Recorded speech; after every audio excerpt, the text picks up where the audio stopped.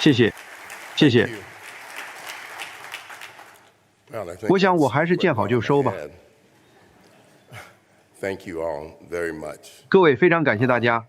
戴维斯校长、伯登教务长、戴尔院长、各位教职员工、各位同学，以及各位贵宾，我感谢你们每一位的光临。我也感谢学校和这里的各位官员邀请我访问奥斯汀的德克萨斯大学。我的妻子弗吉尼亚和我都非常高兴来到这里，共同庆祝独立宣言发表250周年。我希望我有点不适应这个讲台，抱歉。我希望我今天的演讲能以某种微小的方式帮助启动另一项伟大的倡议，那就是德克萨斯州计划将公民学和西方文明的教学恢复到其旗舰大学的核心地位。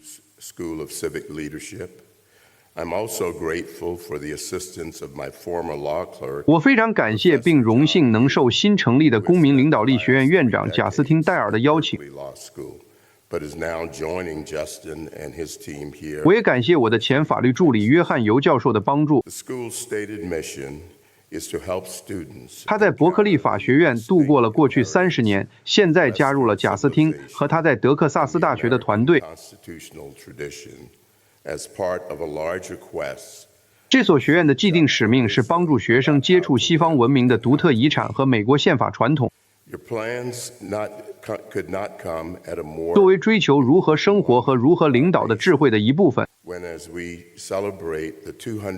你们的计划来的正是时候。对我们国家而言，没有比现在更重要的时刻了。因为在我们庆祝独立宣言发表250周年之际，其中宣示的价值观已经失宠了。我真诚地希望你们振兴西方文明和美国宪法传统教学与研究的工作将引领我们国家大学的改革。我也希望你们的榜样能帮助重新激发我们同胞对独立宣言原则的承诺。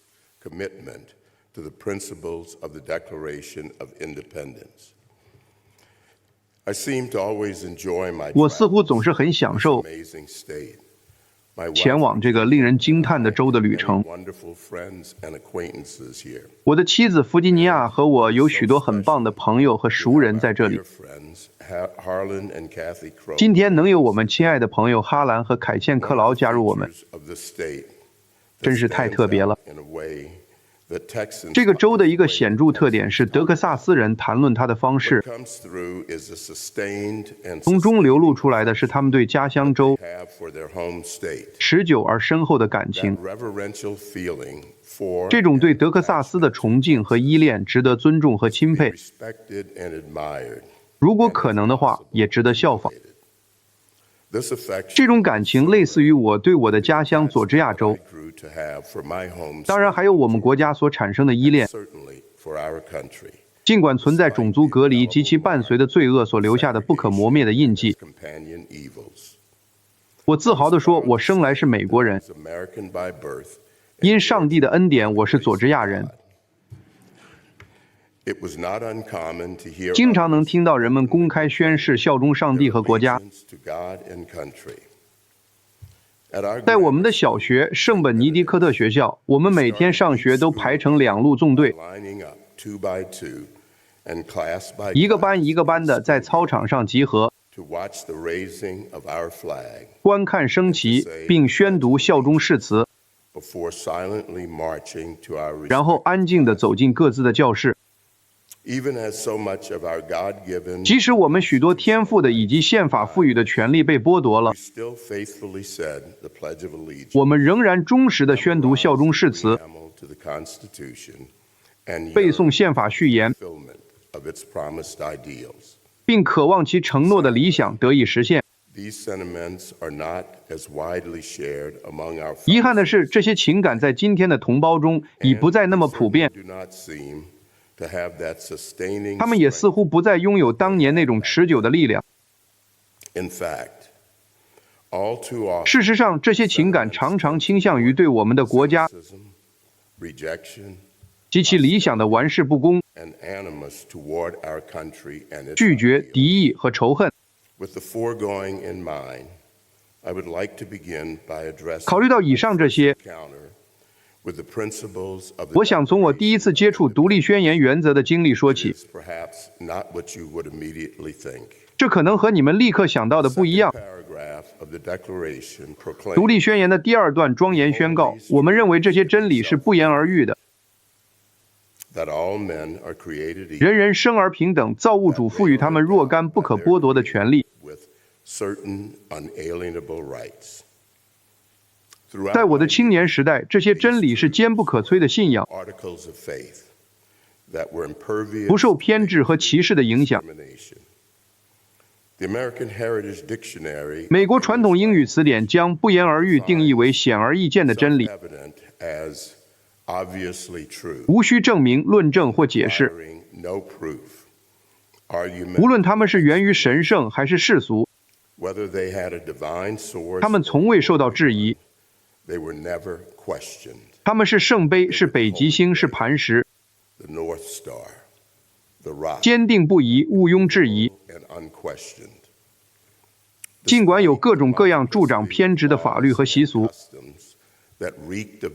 但在我所认识的那些几乎没有受过正规教育的黑人中，大家普遍相信，在上帝的眼中和我们的宪法之下，我们是平等的。我的修女们也是如此，他们中的大多数是爱尔兰移民。在家里，在学校，在教堂，我们都被教导说，我们生来平等。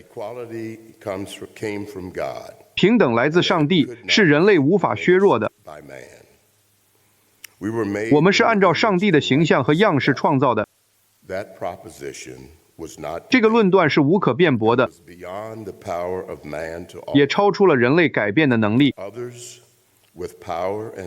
那些有权势和敌意的人可以把我们当作不平等的对待，但他们缺乏那种神圣的力量来真正使我们不平等。不知何故，那些没有受过正规教育的老一辈人知道，这些上帝赋予的或天赋的权利先于并超越了政府的权利或权威。当你生活在一个隔离的世界里，面对着明显的歧视，而离你最近的政府又强制执行着助长不平等待遇的法律和习俗时，很明显，你的权利或尊严并非来自那些政府，而是来自上帝。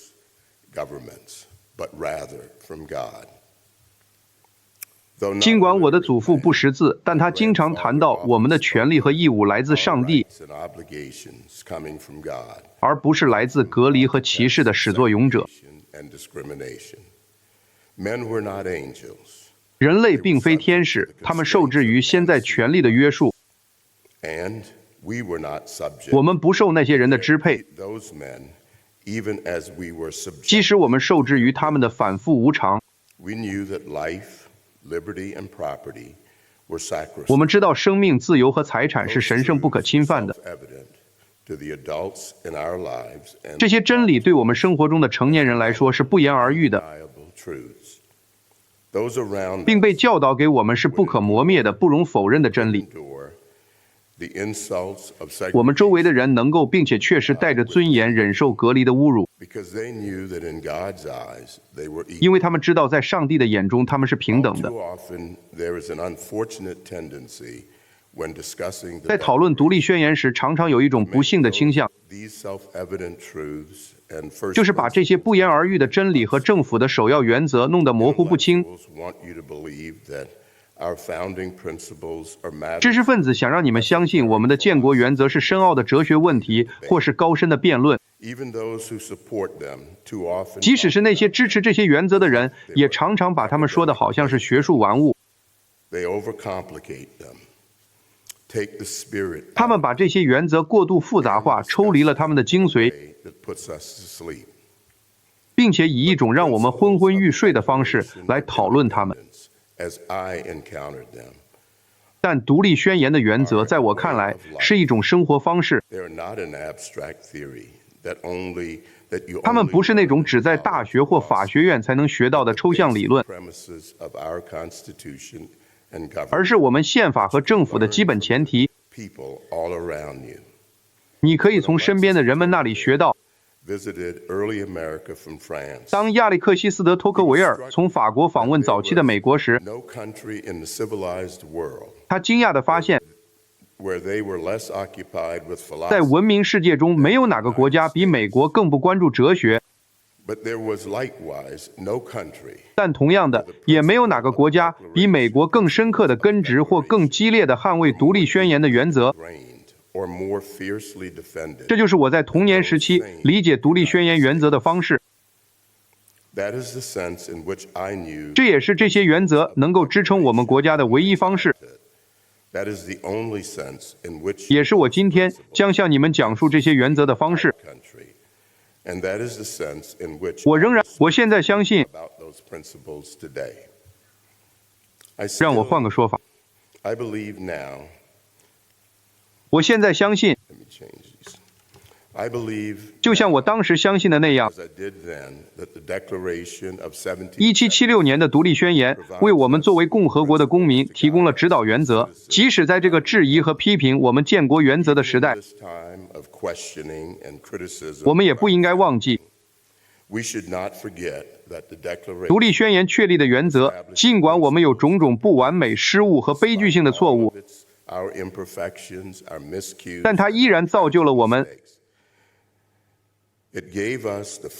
它赋予了我们世界上最自由、最富裕、最强大的国家。它提供了道德原则。弗雷德里克·道格拉斯、亚伯拉罕·林肯和马丁·路德·金都曾以此批评奴隶制和种族隔离制度。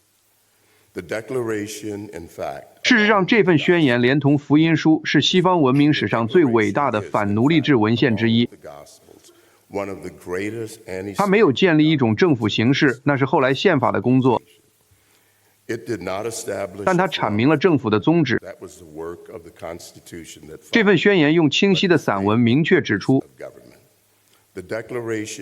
政府的宗旨是保护我们天赋的不可剥夺的权利。这些权利是所有个体平等拥有的，正如亚伯拉罕·林肯在1858年在他与斯蒂芬·道格拉斯的伟大辩论中宣称的。引用他的话，抛弃所有微不足道、无关紧要的念头。对于任何人的成功，这都算不了什么，我什么也不是。道格拉斯法官什么也不是，但不要摧毁人类那不朽的象征——美国独立宣言。这份宣言的思想如此强大，以至于我们的国家无法与奴隶制这一巨大邪恶所造成的矛盾共存。这些原则如此强大，以至于数十万美国人在内战中奋战并牺牲，只为解放人类。这些思想如此强大，他们说服了我们的国家，最终结束了种族隔离。他们今天依然如此强大，激励着全世界的人民摆脱压迫者的枷锁，而这一切都始于我们建国者在1776年在独立宣言中宣告的。我们认为这些真理是不言而喻的，即所有人都是生而平等的，他们被造物主赋予了某些不可剥夺的权利，其中包括生命权、自由权和追求幸福的权利。我们也不应忘记接下来的重要句子。为了保障这些权利，政府才在人们中间建立起来，其正当权利来自被统治者的同意。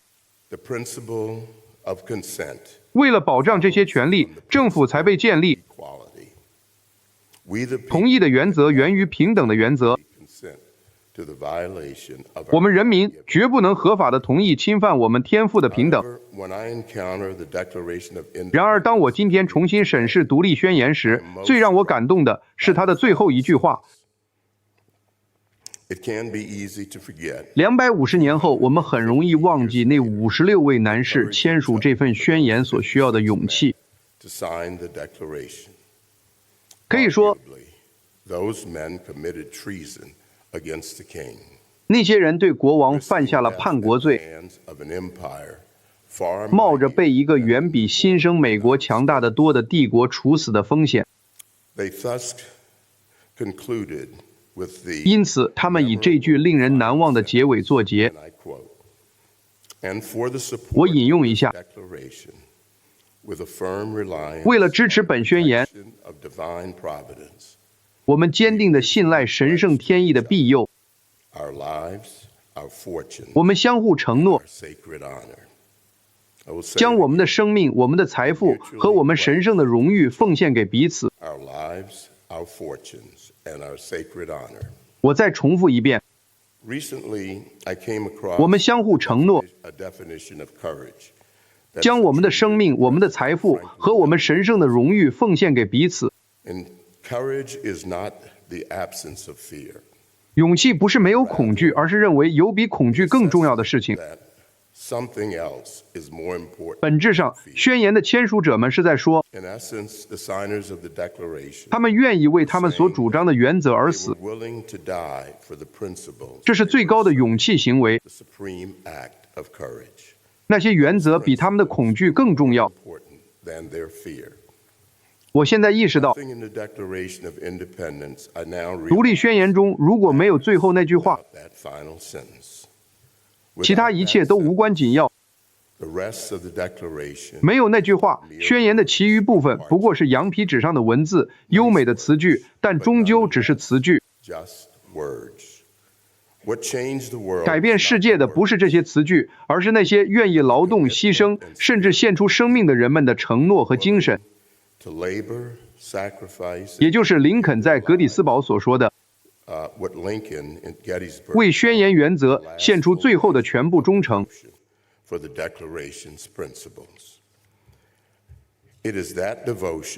正是那种奉献，我们才拥有了这份丰厚的遗产。正是那种奉献精神，支撑着开国元勋们和大陆军，让他们打赢了独立战争，在伏击谷熬过了严冬，渡过了特拉华河，击败了一支无论人数还是火力都远超他们的军队，从而赢得了自由。正是那种奉献精神体现在内森·黑尔身上。据说他在被英国人处决前曾说，我唯一的遗憾是，我只有一条生命可以献给我的国家。正是那种奉献精神，是帕特里克·亨利在弗吉尼亚州大会上所呼唤的。他问道，生命如此珍贵，和平如此甜蜜，难道要以镣铐和奴役为代价来换取吗？全能的上帝啊，请阻止这一切。我不知道别人会选择什么道路，但对我来说，不自由，勿宁死。自那以来的250年里，正是这种奉献精神推动了美国人的伟大成就和英雄事迹。想想那些开发西部的拓荒者，想想那些在大草原上建立小镇的家庭，想想那些养育孩子、热爱上帝和国家，并送他们上战场打仗的女性。想想内战战场上的士兵们，他们唱着他为使人圣洁而死，让我们为使人自由而牺牲。想想那些创新者、劳动者和工程师，托克维尔曾观察到，他们充满了爱国主义精神，把国家的每一次胜利都视为自己个人生活中的胜利。想想这种奉献精神如何将我们从独立厅带到佛兰德斯战场，再到诺曼底海滩。想想兄弟连中那个令人难忘的场景，美国士兵抵达一座集中营，看到那些受苦受难、骨瘦如柴、绝望的囚犯，他们打开大门，给了他们食物、毯子和温暖的拥抱。士兵们环顾四周，心里明白，这就是我们战斗的意义。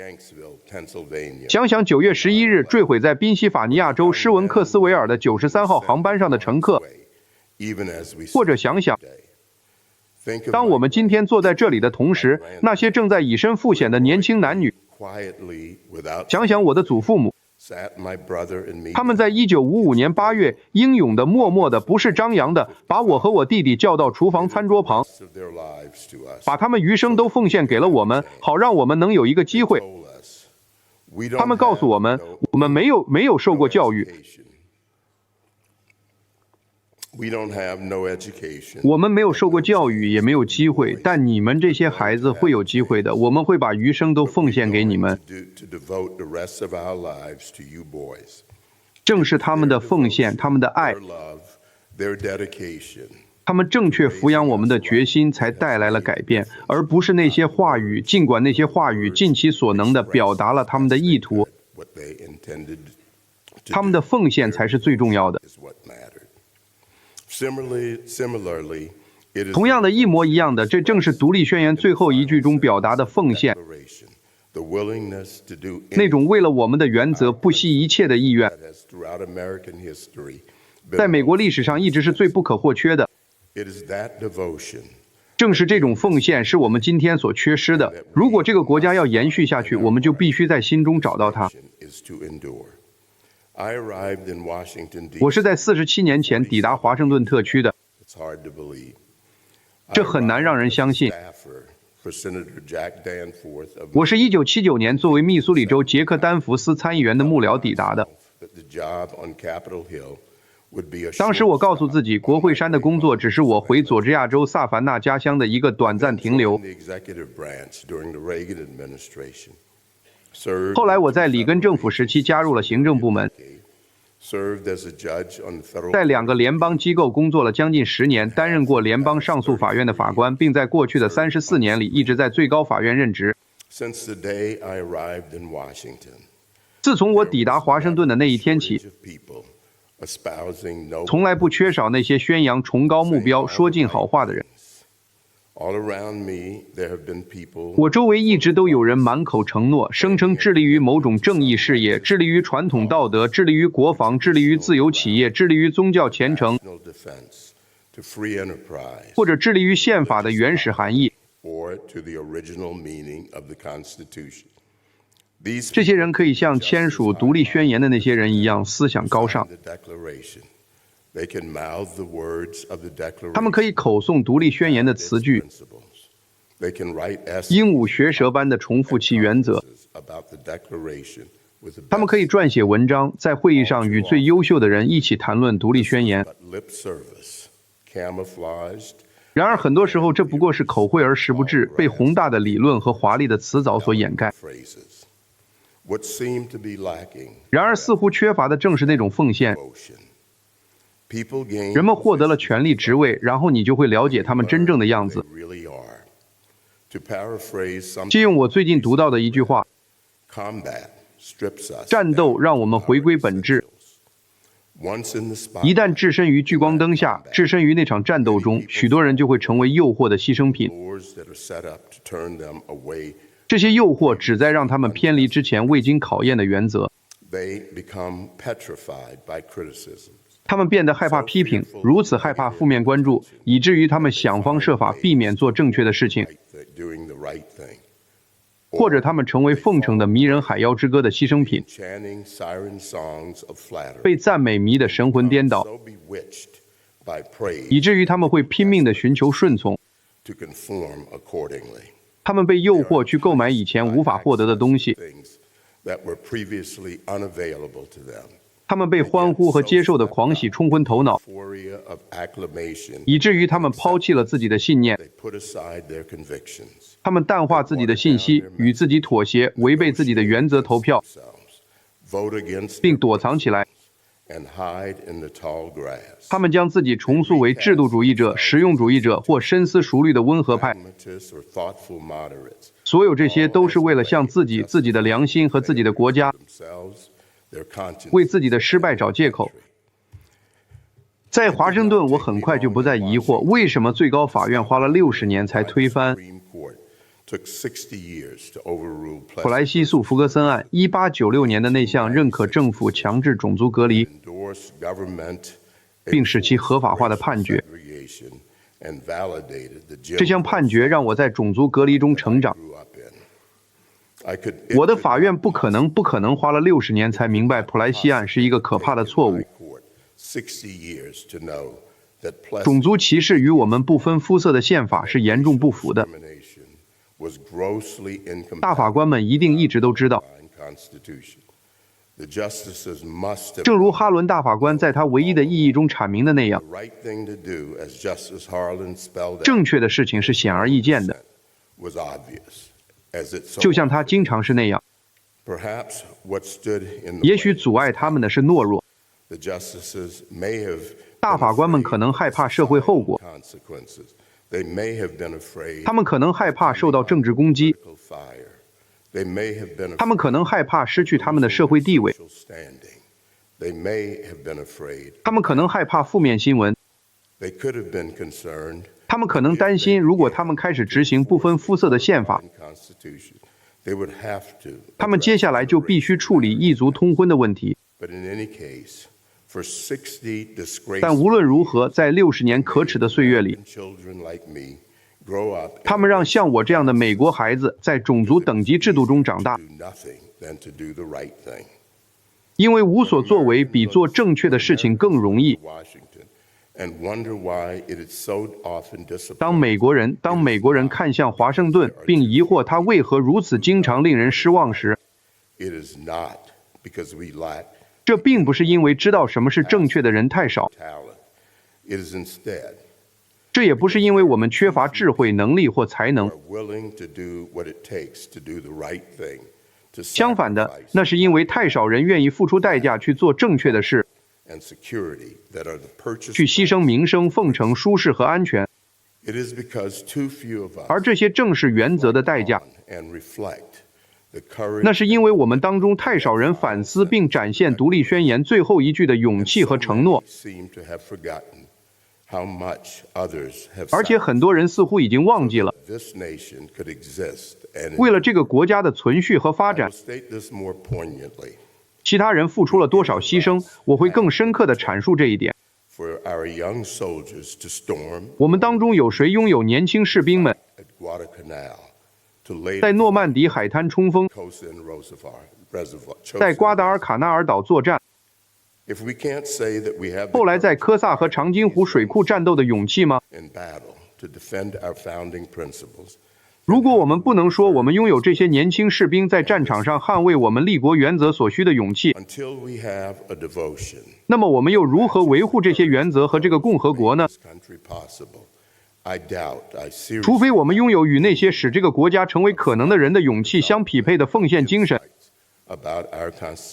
否则我非常怀疑任何关于我们宪法的研究或见解的提升都不会有太大作用。获得学术分数所需的能力与我们宣誓要保护和捍卫宪法所需的能力之间有着天壤之别。我自己也曾面临这场挣扎。大约43年前，在1983年的早春，我正处于人生的最低谷。我刚刚埋葬了我的2位祖父母，他们是抚养我长大的人，也是我所认识的最伟大的2个人。我身无分文，我住在一个蟑螂肆虐的公寓里，差点被赶出去。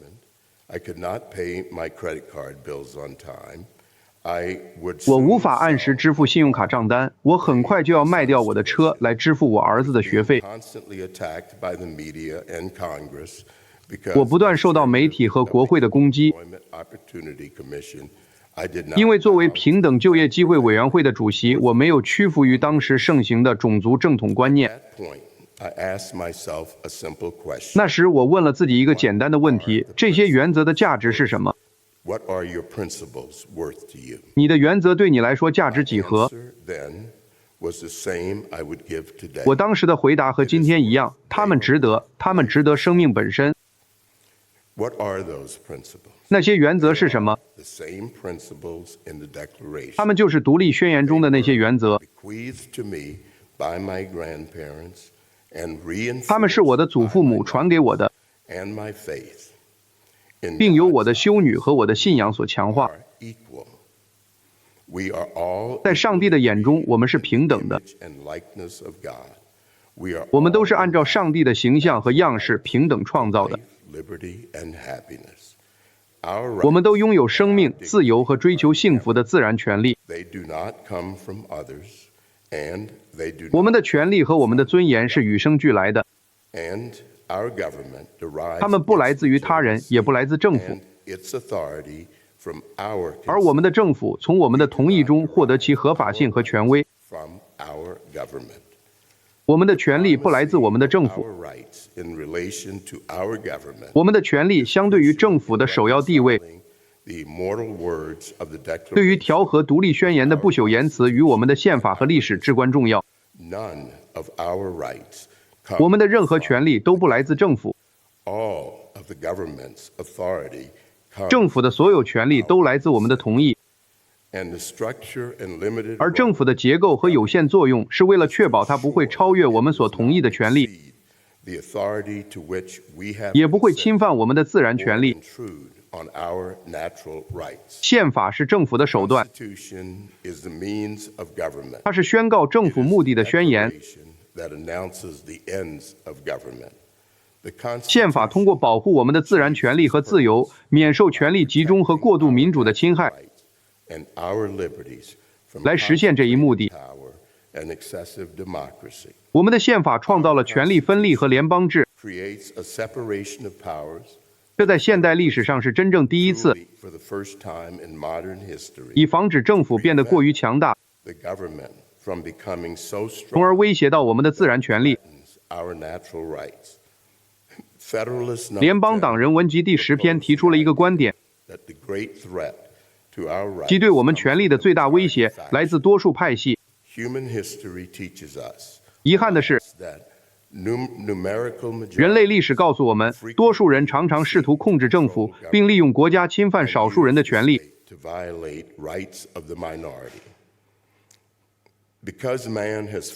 因为人是有缺陷的，对权力的渴望，正如詹姆斯·麦迪逊所描述的，是根植于人性之中的。所以政府必须受到限制。因为麦迪逊也说过，如果人类是天使，就不需要政府。如果由天使来治理人类，那么政府就不需要外部或内部的制约。但是，人类并非天使。奴隶主利用政府权力剥夺了奴隶的基本权利，也就是天赋权利。种族隔离主义者利用国家压迫那些获得自由的男性和女性，这其中也包括我的祖先。在我们今天聚会之时，这些原则是否能延续下去，尚不明确。在20世纪初，一套新的政府基本原则被引入美国主流社会。这套新基本原则的倡导者，其中最突出的是我们国家的第28任总统伍德罗·威尔逊，将其称之为进步主义。自威尔逊总统任期以来，进步主义已经深入渗透到我们的政府体系和生活方式之中。它一直与独立宣言的原则勉强共存，因为它与这些原则是对立的，所以两者不可能永远共存。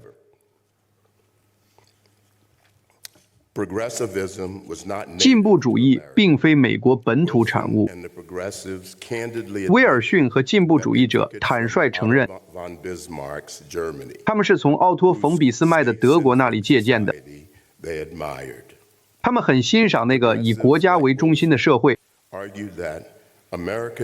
像威尔逊这样的进步主义者认为，美国需要抛弃建国原则，赶上更先进、更复杂的、相对不受阻碍的国家权力体系，一个几乎完美无缺的体系。他承认这是一种外来学说，很少使用英语或美国原则的语言。他所提供的，在我们看来都是些格格不入的观念。因此，他将仍然固守其原有政府体系的美国描述为，引用他的话，迟迟未能认识到欧洲体系的优越性。进步主义是美国第一个主流政治运动，除了内战前夕支持奴隶制的反动派之外，他公开反对独立宣言的原则。进步主义者力图推翻独立宣言对平等和天赋权利的承诺，他们否认这两者是自明的。对威尔逊来说，个人的不可剥夺的权利，引用他的话，纯属无稽之谈。威尔逊将自由重新定义，不再是伴随并归属于政府的天赋权利，而是引用他的话，被治理者根据自身需求和利益调整政府的权利。换句话说，自由不再是上帝赐予的先于政府存在的权利，而是在政府恩赐下才能享有的。在威尔逊重新构想的政府中，他将是引用他的话，仁慈且不可或缺的。像约翰·杜威这样的进步主义者抨击开国元勋们，认为他们相信自己的思想是永恒的真理，适用于所有时代和地点，而杜威则认为这些思想是受历史条件限制的，只在他们自己的时代才具有相关性。现在杜威和进步主义者主张这些思想应该被取代。进步主义试图取代独立宣言的基本前提，从而取代我们的政府形式。他认为我们的权利和尊严并非来自上帝，而是来自政府。他要求人民顺从和软弱。这与一部以我们权利的超然起源为前提的宪法是格格不入的。毫不奇怪，你会发现进步主义者对我们美国人民抱有极大的蔑视。在步入政坛之前，威尔逊曾将美国人民描述为，引用他的话，自私、无知、胆怯、固执和愚蠢。他哀叹我们通过投票做的事情太多，而通过专家治理做的事情太少。他提议人民应该由将他们视为工具的行政官员来统治。他再次渴望像德国那样，在那里他赞叹地说，人民是温顺和顺从的。进步主义的这个世纪并没有顺利发展。威尔逊和进步主义者斥责美国人没有采纳的那个欧洲体系，而他称之为几乎完美的体系，却导致了世界有史以来最可怕的世纪的那些政府。斯大林、希特勒、墨索里尼和毛泽东他们都与进步主义的兴起交织在一起，并且都反对我们独立宣言所依据的自然权利。许多进步主义者在这些政府导致数千万人死亡之前不久，都曾对他们中的每一个人表示钦佩。采纳进步主义对独立宣言中关于普遍的、不可剥夺的自然权利愿景的拒绝，是一个可怕的错误。威尔逊声称自然权利必须让位于历史进步，这可能为我们历史上最大的错误提供正当理由。在普莱西诉弗格森案中，我的法院支持了路易斯安那州的种族隔离制度，因为他认为隔离但平等是合理的，这符合人们既定的惯例、习俗和传统，并且旨在促进他们的舒适和维护公共和平与良好秩序。进步主义者拥抱优生学也就不足为奇了。进步主义者认为，达尔文科学及生物学本身所蕴含的不断进步的理念，已经证明了种族固有的优越性和劣等性。威尔逊重新隔离联邦政府工作人员，这只是一小步。政府启动对那些被当时的专家认为不适合生育的人进行绝育计划，这又是另一步。而这得到了我的法院在巴克诉贝尔案中的支持。该案的判决书是由奥利弗·温德尔·霍姆斯大法官这样的人物撰写的。我们可以争论你是否相信不可改变的绝对的自然权利，或者威尔逊主义的不断进步的历史观。事实上，你们的公民领导力学院就是为了举办这样的辩论而设立的。但请允许我请求你们思考一下其后果。欧洲思想家长期以来一直批评美国仍然困于洛克的世界，其政府软弱、权力分散、个人权力强大。他们说我们18世纪的独立宣言阻碍了我们进步到更高形式的政府。但我们很幸运，没有用我们的洛克式束缚去换取黑格尔、马克思及其追随者所宣称的开明世界。法西斯主义毕竟就是国家社会主义，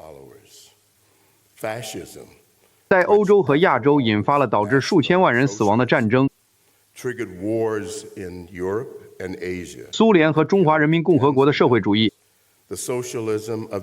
接着又杀害了数千万他们自己的人民。这就是当自然权利让位于历史进步等更高层次的观念，或者正如托马斯·索威尔所写的，被选定者的愿景时所发生的事情。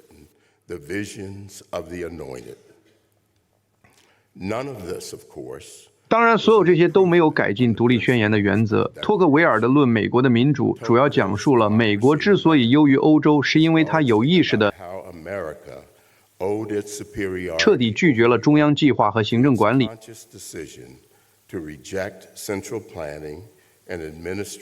换句话说，进步主义是倒退的。正如卡尔文·柯立芝在独立宣言发表150周年时所说，我引用他的话：如果人人生而平等，那就是最终的；如果他们被赋予不可剥夺的权利，那就是最终的；如果政府的正当权利来自被治理者的同意，那就是最终的。在这些主张之外，不可能有任何进步、任何发展。如果有人想要否认他们的真实性或正确性，他们唯一能在历史上前进的方向不是向前，而是倒退，回到没有平等、没有个人权利、没有人民统治的时代。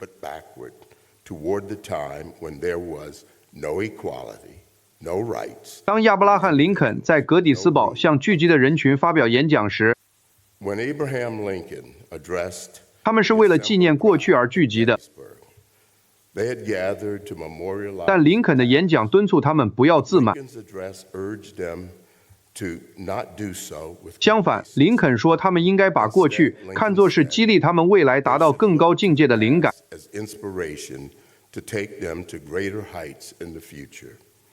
我引用他的话，我们更应该在这里致力于摆在我们面前的伟大任务。从这些光荣的逝者那里，我们获得更坚定的奉献精神，去追求他们为之付出最后全部奉献的事业。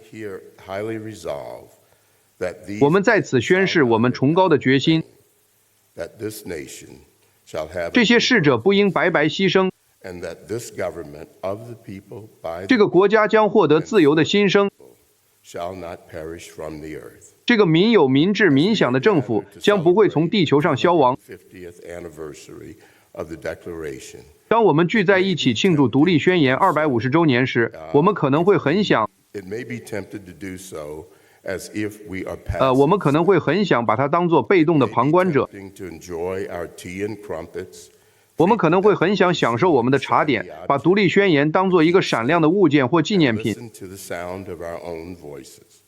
然后听我们自己的声音。我们可以争论谁的建国理念更好，争论我们如何比我们的开国者好得多，争论我们的做法会如何与那时不一样。我们可以小心翼翼，不做任何会让我们受到批评、失去朋友或损害我们职业前景的事情。